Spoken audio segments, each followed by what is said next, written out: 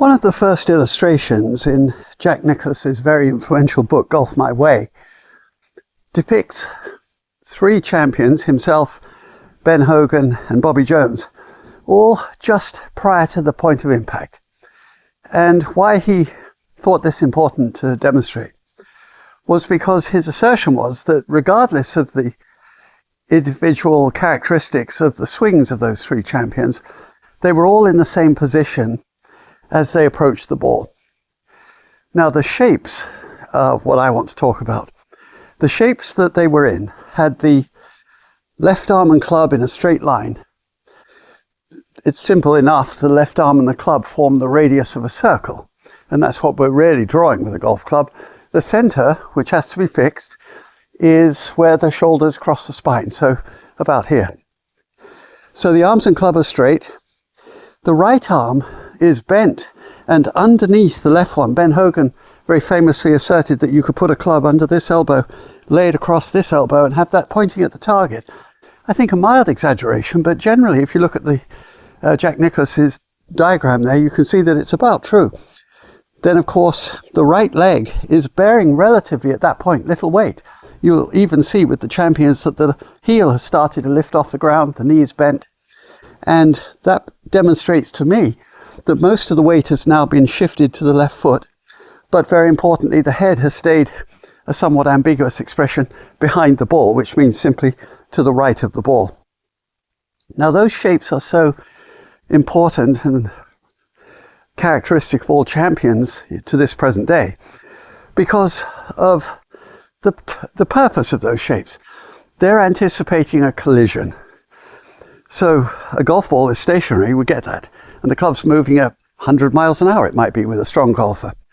But they don't know who is moving, the ball and the club. They just collide.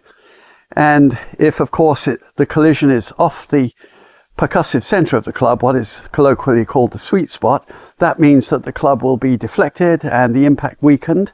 That's, of course, not great. So we train constantly to find the middle of the club face. And if it's traveling at the wrong angle or in the wrong location where you miss the center of the club, those things don't work out.